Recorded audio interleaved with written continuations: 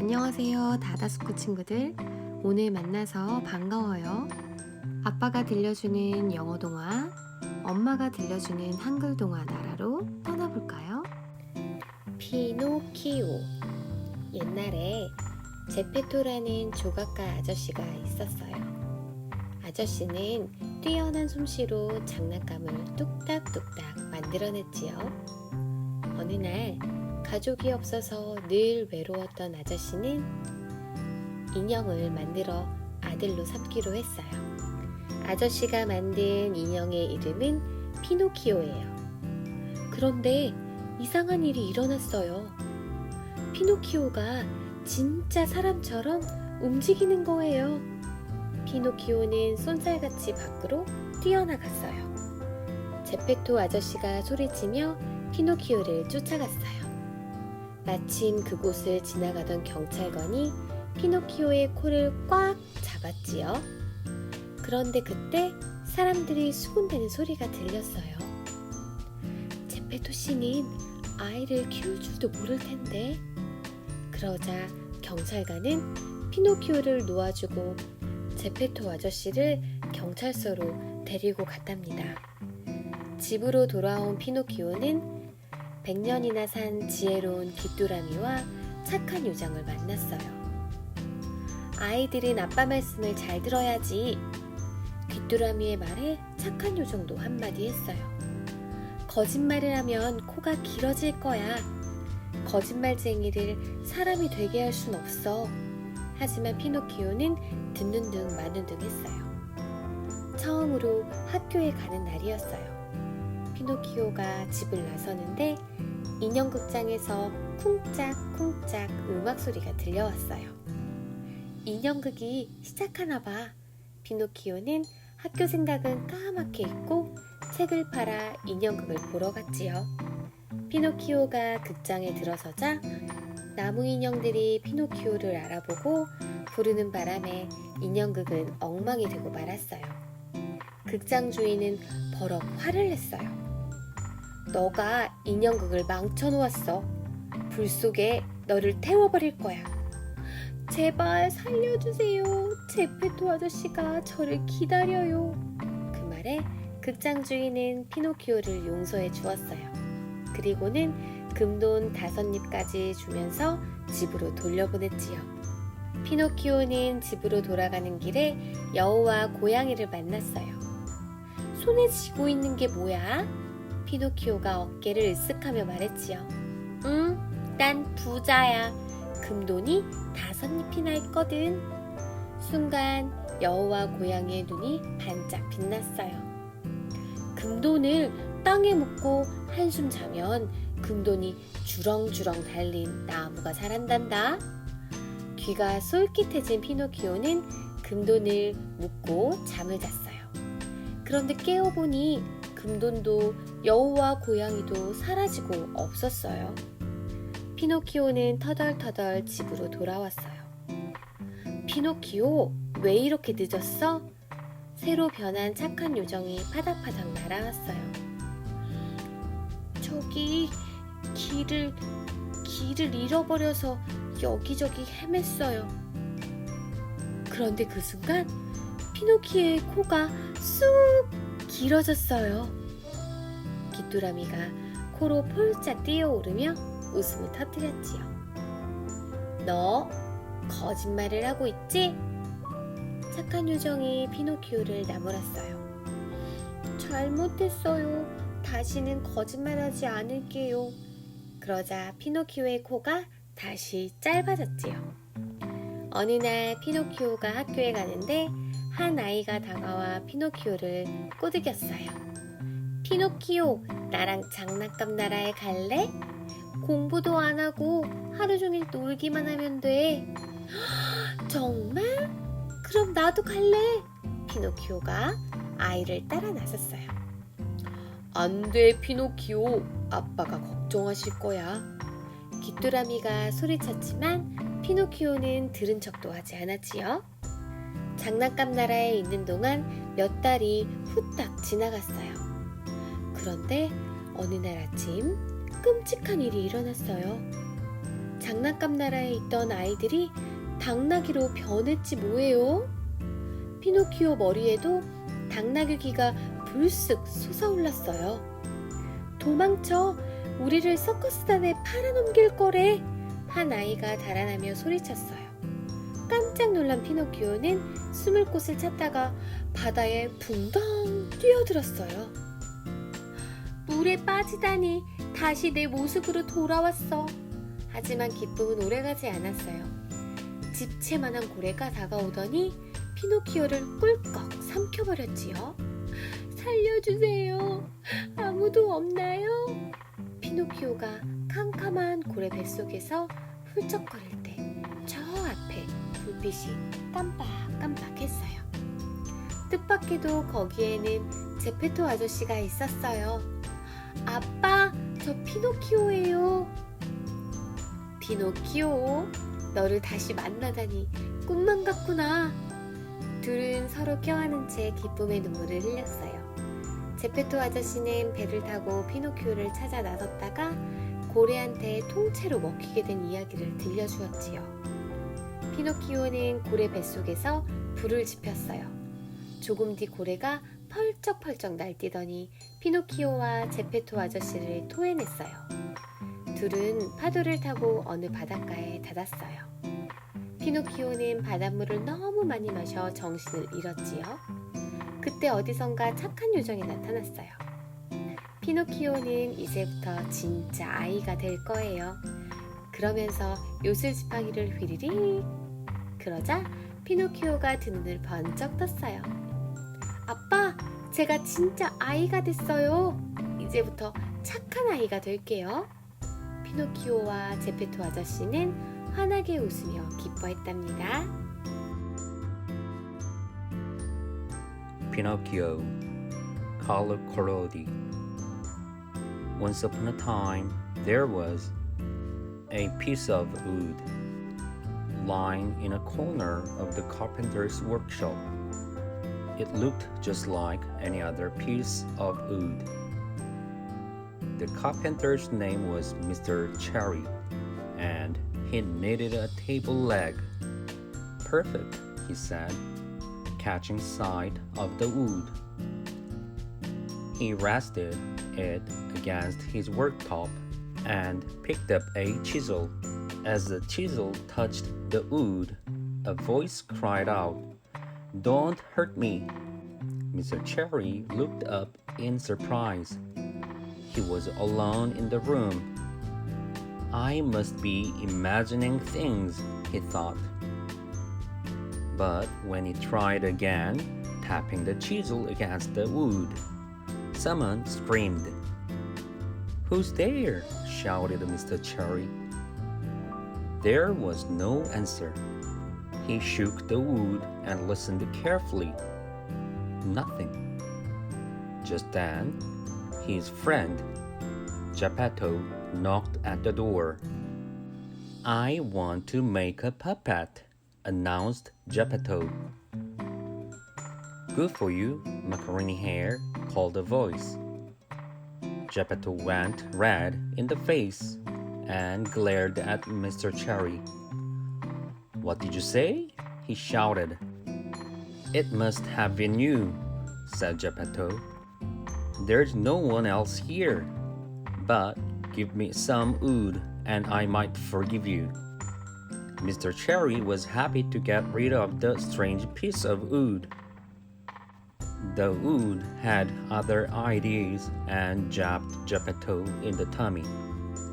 "How dare you!" Geppetto shouted, almost losing his wig. He grabbed Mr. Cherry's arm and Mr. Cherry pushed him away. "Biff!" went Geppetto, knocking off Mr. Cherry's wig. Boff went Mr. Cherry and Geppetto's wig fell to the floor. After that, the two men looked so silly. They burst out laughing. And then they weren't cross anymore. "Goodbye, my friend," said Geppetto, taking the piece of wood. "Goodbye, Geppetto," replied Mr. Cherry. He closed the door and breathed a sigh of relief. Geppetto strolled home, clutching his piece of wood. I'll make the best puppet in the world, he thought, and called him Pinocchio. First, he chipped at the wood to make a head with hair. Then he gave the puppet 2 eyes. No sooner were they finished than one of them winked. Geppetto didn't notice. He had moved onto the puppet's nose. As he smoothed it down, the nose began to grow. Every time he chopped it off, it grew again, longer and longer. Geppetto gave up on the ridiculous nose and carved out a mouth. Before he'd even finished, the mouse laughed. "What's so funny?" asked Geppetto. Instead of replying, the puppet stuck out its tongue. "Behave," said Geppetto, shaping the puppet's body. "Remember, you're only a piece of wood." But when the legs and arms were finished, a hand reached out and snatched Geppetto's wig. Before he could say, "Stop, Pinocchio," the puppet jumped up and ran out of the house. Slap bang into a policeman. "What's going on here?" asked the policeman. Then he saw Geppetto waving his chisel and decided he looked dangerous. "You're under arrest for threatening a puppet," the policeman said, leading Geppetto away. Pinocchio skipped merrily back to Geppetto's house. "How nice to be all by myself," he said, grinning. "Cree, cree, cree. What about me?" buzzed a cricket. "Buzz off," cried Pinocchio. But the cricket had a lot to say. He told Pinocchio to respect his father. Only good sons have a chance of becoming real boys. And real boys are better than puppets. Pinocchio didn't like this bossy cricket. He covered his ears, but the cricket kept buzzing. "Shut up, or I'll squash you," he cried. "A bad temper will get you nowhere," answered the cricket. By this time, Pinocchio was very annoyed. He picked up a hammer and threw it at the wall. "Oh no!" cried Pinocchio. "I didn't mean to hit you." The cricket couldn't reply. He was a flattened blob on the wall. Pinocchio felt very guilty for a while. Then he felt hungry. Searching through the kitchen cupboards, the only food he found was an egg. He cracked it open on the side of a frying pan. But instead of a runny egg slipping into the pan, a chick flew into the air. "Thank you for freeing me," she twittered, and disappeared out of the window. Now there was nothing to eat. Poor Pinocchio was cold, tired, and absolutely starving. He settled in the armchair, rested his legs on the fireplace, and fell asleep. A knock at the door woke Pinocchio with a jolt. There was smoke all around him. He jumped up and fell down with a bump. The fire had burnt off his feet. "Let me in," called Geppetto. "I can't walk," cried Pinocchio. Geppetto thought the puppet was just being lazy, so he climbed in through the window. "Oh, my poor boy," he gasped, seeing Pinocchio on the floor. He forgot all about his cold night in a prison cell and rushed to help his puppet son. With a new pair of feet and a full stomach, Pinocchio was a much happier puppet. "Geppetto," he said, You're a great dad, and I've been a rotten son. But I promise to be good from now on. Geppetto chuckled. Really? Well, said Pinocchio, it might be easier if I was a real boy. I see, replied Geppetto. Then let's start by sending you to school. Pinocchio frowned. He didn't like the idea of school. That afternoon, Geppetto sold his only coat to buy his son a school book and some clothes. In the morning, Pinocchio forced himself to smile at Geppetto as he left for his first day at school. On the way, he noticed a crowd of people. They were standing outside a brightly painted building. What's going on? He asked. A puppet show, cried a man, and it begins in 10 minutes. Pinocchio knew he should go to school, but he was longing to see a puppet show. I'll go to school tomorrow, he thought, and joined the crowd. When he realized he needed money for a ticket, he almost cried. Give me that nice new book and I'll let you in, said the ticket master. Pinocchio thought of his poor dad selling his only coat for the book. Then he thought of a real live puppet show. Okay, he said and raced in. On stage stood the famous puppets, Harlequin and Punchinello. Their dances and tricks made the audience howl with laughter. All of a sudden, the puppets stopped acting and stared into the crowd. Another puppet, they cried. Come up and join us.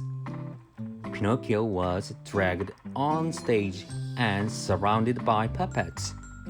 They chattered about this and that and completely forgot their show. The people in the audience grew angry and frustrated. Then a scary man stormed onto the stage, and everyone fell silent. It was the manager, a fearsome fire eater. He grabbed the puppets and marched them off. Backstage, the fire eater looked sternly at a trembling Pinocchio. You've ruined my show, puppet, he yelled. Now I'm going to use you for firewood. Don't burn me, begged Pinocchio. I don't want to die. How would my poor old dad cope without me?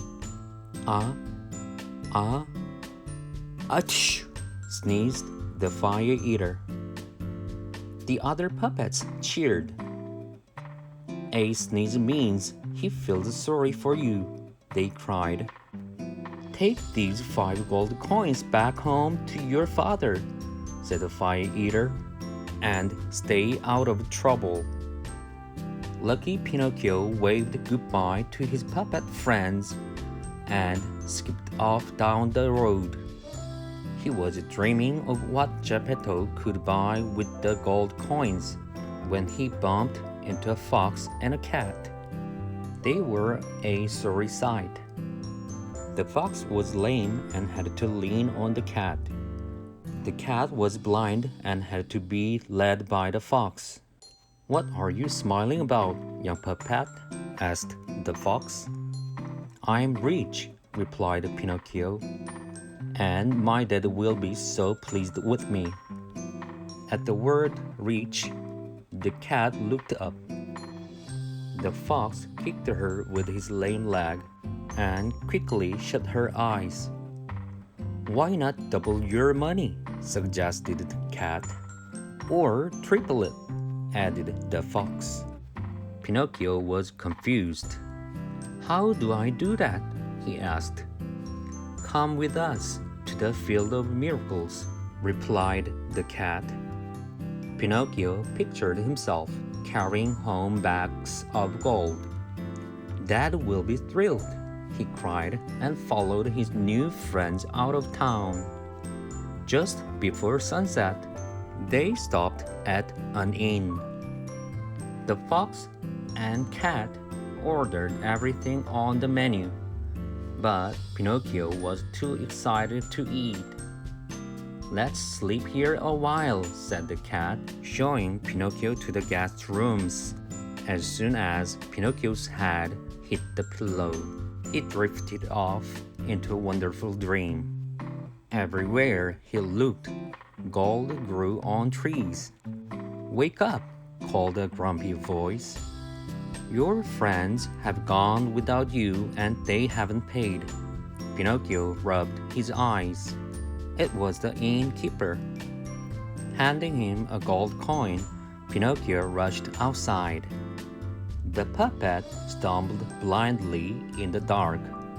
His only thought was to find the fox and cat.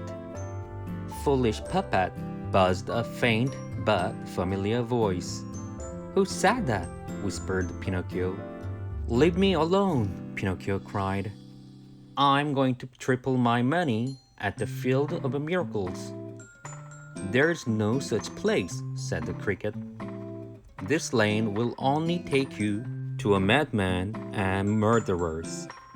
"They don't scare me," sniffed Pinocchio. Turning his back on the cricket, he stomped off into the gloom. Slowly, the moon slipped out from behind a cloud and spread a ghostly glow across the lane. Ahead, Pinocchio could just make out two figures. They looked like murderers. Quickly, Pinocchio hid. "We can see you, puppet," snarled one of the murderers. "Bring us your gold," purred the other. A paw pushed past Pinocchio's cheek, so Pinocchio snapped at it and bit it off. By kicking, scratching, and biting, Pinocchio managed to escape. He fled through the woods, but the murderers sped after him. Fighting his way through the thick trees, he finally came out into a clearing. Up ahead, Pinocchio saw a little cottage. He banged his wooden fist against the door and shouted for help. Poor Pinocchio could still hear the patter of the murderer's feet. "Help!" he shouted again. A light went on and the front door swung open.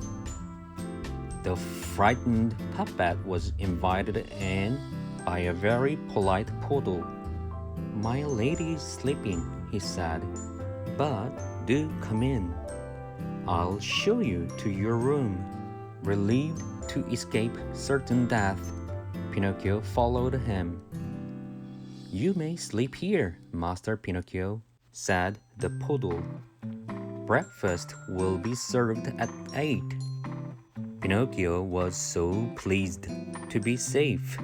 He didn't stop to wonder how the poodle knew his name. At breakfast, Pinocchio met the lady of the house. She was a silvery fairy who twinkled like starlight. Pinocchio told her about his adventure, from the fire eater and the gold coins to the murderers in the woods. "And where are your coins now?" she asked. "Can I see them?" "No," said Pinocchio quickly, "because I've lost them." As the words left his mouth, his nose grew a little longer. "Where did you lose them?" asked the fairy, smiling. In the ooze," lied the puppet. Instantly, his nose doubled in length. "Or maybe I swallowed them," he added. By now, his nose was touching the wall, and the coins were jiggling in the pocket. "You're lying," giggled the fairy. Pinocchio felt very awkward. He tried to run from the room, but his incredibly long nose got in the way. Soon the fairy stopped laughing and took pity on him. She opened the window and called for 3 woodpeckers. In no time, they had packed Pinocchio's nose back to its original size. A woodpecker whispered something in the fairy's ear. "Good news!" cried the fairy, turning to the Pinocchio. "Your father is in these woods looking for you." Pinocchio jumped for joy. "I must go and greet him," he cried. "And give him those coins," added the fairy, pointing to his pocket. With a sheepish grin, Pinocchio raced outside. Before Pinocchio could find Geppetto, who should bump into but the fox and the cat, they were very friendly and apologized for leaving him at the inn. "Now let's go to the field of miracles," said the sly fox. "Not me," said Pinocchio. "I'm off to find my dad." "With only 4 coins in your pocket," said the cat. "What a shame," added the fox, "when you could have 20. "No, I've made up my mind," said the puppet. "Goodbye." "Goodbye," called the fox and the cat. "See you when you reach." Pinocchio turned to leave, then remembered his dream of golden trees. "Wait for me," he cried. But the field of miracles was nothing like Pinocchio's dream. It looked just like any other field. "You must bury your gold in the miracle of the field," said the fox. "Then take this pebble and throw it in the river," said the cat. "When you come back, your gold will have multiplied." Pinocchio eagerly dug a hole. He covered the coins with mud, then ran down to the river. When he got back, the fox and the cat had disappeared. He rushed to the middle of the field and dug. "Silly puppet," squawked a parrot. "Did you really believe their story?" Pinocchio ignored him and dug deeper and deeper until he was covered in dirt. The only thing he found was a worm. For hours, Pinocchio sulked in the field.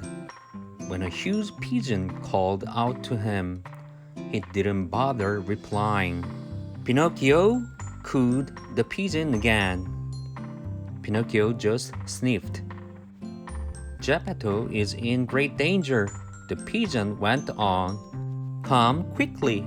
Before Pinocchio could reply, the pigeon scooped him onto her back and soared into the sky. They darted through clouds and arrived at the seashore just as a huge storm blew up. A huddle of people stood on the shore. They were pointing to a small boat struggling in the rough sea. "That poor man," said the woman. "He can't even swim." "He only wanted to find his son," sighed another. Suddenly, a huge wave swamped the little boat. "Dad," cried Pinocchio, "if I was a good son, you wouldn't be in danger." Then he dived into the frothy water. Pinocchio swam and swam. Soon the storm died down, but there was still no sign of Geppetto's boat. The wet, miserable puppet was washed onto a sandy beach. He heard whoops of laughter. Then a gang of toys appeared. "Welcome to Toyland," called the tin soldier. "Here we only have fun, fun, and more fun," cried Jack in the box. "I don't want fun," groaned Pinocchio. My dad had just drowned and it's all my fault. We will cheer you up, shouted the toys. Watch out, said a twinkling voice. They will make a fool of you. Pinocchio looked up, hoping to see the fairy. All he could see was grinning toys. Over the next few days, Pinocchio tried very hard not to have fun. But there was so much to do. The island was one big fun fair with free rides all day long. Whoopee! Cried Pinocchio, zooming through the air on a roller coaster. Look at me! He shouted, bouncing higher on a trampoline.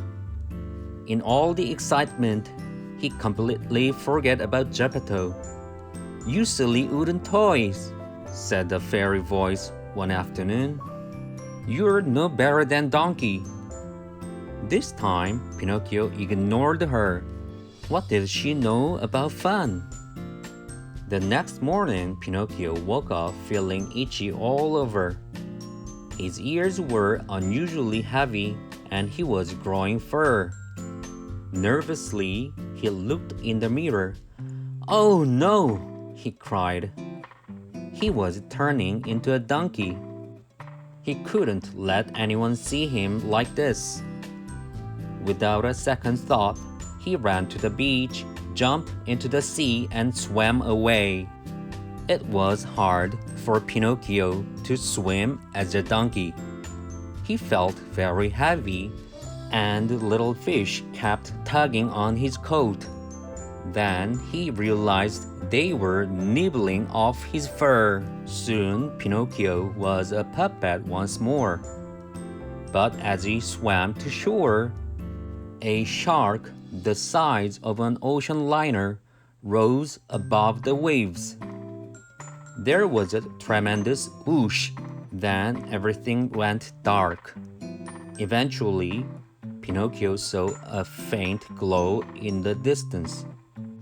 The glow led him to a man reading by candlelight. Dad? Whispered the puppet, hardly daring to believe his eyes. Pinocchio! Cried Geppetto.